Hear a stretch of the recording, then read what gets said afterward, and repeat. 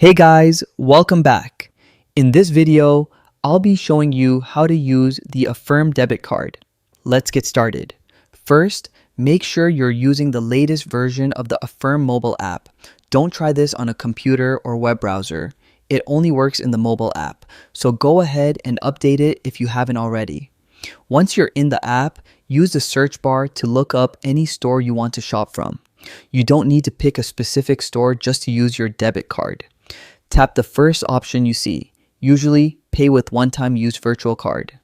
The app will ask for your total purchase amount, including taxes, shipping, and fees. If you don't know the exact amount, just make an estimate. Once you enter it and get approved, Affirm will instantly generate a virtual debit card for that purchase. This virtual card works like a regular debit card. It has a card number, expiration date, and everything you need. You can use it online or in stores, just like a normal debit or credit card.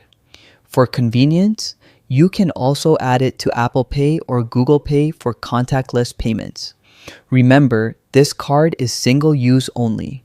It's tied to the specific amount you entered, so you can't reuse it for a different purchase amount. And that's it.